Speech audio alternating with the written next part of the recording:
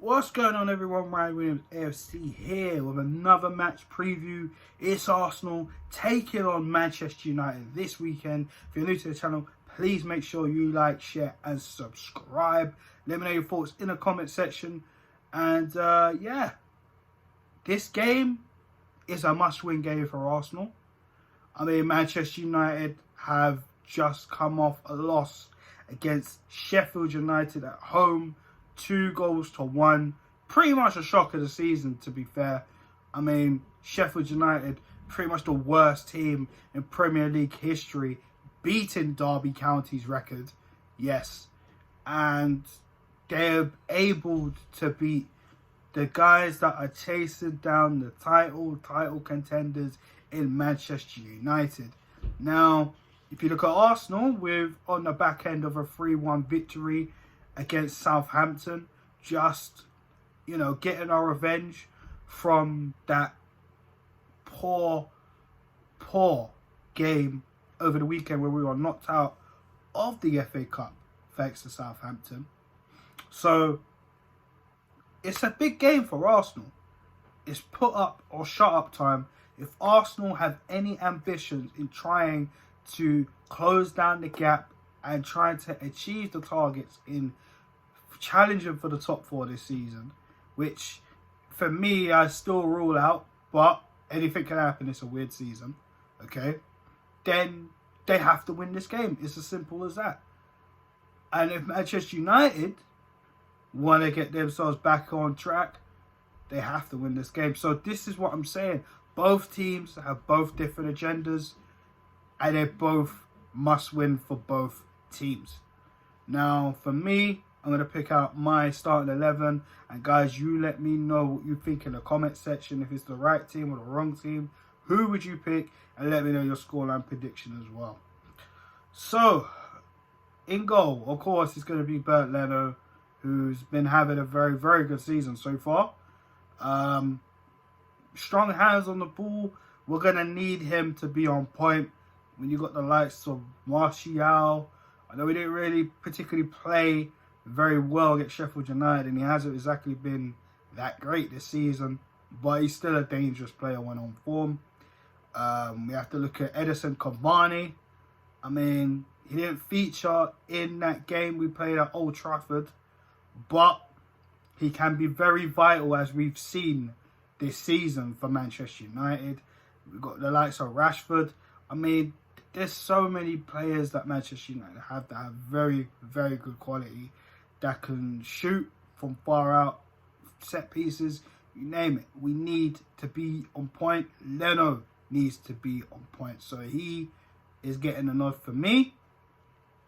Now, the defense. This is where it is actually tricky, because when we look at the defense, I mean, the first person that comes to mind is probably the left back. We can never really talk about the right back or the centre backs, because it's always Owen and Aaron and who we're going to pick. So we're going to do things a little bit different in terms of how we're going to set this. So for me, it fits Kieran Tierney on that left side. It's a must. Kieran Tierney is literally the best defender that we have in terms of defending and attacking. There's no question about it. Kieran Tierney orchestrates that left-hand side for us. It's just no questions for us. So for me, Tierney, hopefully he's back in the side. He did play in both fixtures against Southampton. He did pick up a little bit of an injury there, a little bit of muscle strain. Hopefully, and fingers crossed, he will be back. Right, now on to the difficult parts. The right back. For me, going on form, I'm going with Cedric. I think Cedric, in that last game, proved how vital he can be, especially I know we're not counting pre-assist, but the ball he picked up for Saka was absolutely fantastic. For Saka to set up Lacazette's third goal in the game. Well, not Lacazette's third goal, but the third goal in the game for Alexander Lacazette. But even beforehand, Cedric was out there putting passes together, going forward, getting back. I mean, the guy looks like he's ready. He really wants to prove himself and really wants to challenge Hector Bellerin for that right back role. For me, Bellerin hasn't done that great. I mean, there's been games, personally, I felt he's looked a bit average. I mean, this is a guy, personally, I feel we should be moving on in the summer. But, you know, we'll see about that. I know Bellerin is quick. He's more pacier than the two. But Cedric, for me, is a better all-round defender. And I just think he's a better footballer than Hector Bellerin. So for me, if we're going to be needing outlets from both wings, from both wing backs, then Cedric has to start. It's as simple as that. In the centre-back, I think Rob Holding has been doing a pretty decent job ever since that contract renewal. I think he's been doing pretty darn decent, especially in the last game where he was better than David Luiz by a mile. And we kind of need him to be on his A game. And, you know, again, you know, a guy that's grew up near Manchester. So he's probably seen a lot of Manchester United versus Arsenal games in the past. And I think in the last fixture he played against Manchester United, he was absolutely fantastic. So we kind of need Rob Holding to be on point in this game. Now, alongside him, this is the difficult part. For me, I'm not going to pick David Luiz because I felt David Luiz is absolutely poor against Southampton. I mean, he could have caused some serious problems. His touches were off point. He was off balance quite a few times. And I just feel, you know, maybe it's time we give Gabriel another run out. I know he hasn't really played that much. He did come back in against Southampton in the FA Cup and unfortunately did get a touch to concede that old goal, which eventually knocked us out of the FA Cup. But before that, he was pretty much on form. He was our best centre-back. Let's be honest, guys. Before, you know, obviously he had that red card incident as well. It was way a lot longer because of the COVID. So, you know, I think should integrate it back in the team for this one. And we're going to need him. We're going to need him. Now, the midfield. For me, I think we're going to have to go with some muscle. And, of course, for me, Thomas Partey is important. You saw how important he was at the game at Old Trafford and how we pretty much controlled it. I felt him and Elneny did a fantastic job shutting down the likes of Bruno Fernandes, Paul Pogba, Fred, McTominay. They shut him down, them two. Just those two. You know, so hopefully we can get a little bit of that again from Thomas Partey because United are going to be up for it more so now than they was back then. All right, so Partey there for me. I'm probably going to slide alongside him Granit Xhaka. I feel Xhaka, I mean, as much as I don't really rate the guy, he has been okay so far. But we know Xhaka, we know the types of things he does. But I think he had a pretty okay game against Southampton. So, you know, everybody played well in that game, and he did as well. Let's be honest. He did get an assist. You know, not to slate Granit Xhaka because he hasn't done anything that bad yet. But he's played well. So, Xhaka and Partey in that role there for me. Now, the three, just behind the striker. Saka, there's just no questions about it. The guy is absolutely fantastic. I mean, what more could you say? It's Bukayo Saka, man. He's absolutely fantastic. He's amazing on the ball. Definitely having him on that right side, I think he's definitely made that spot his now.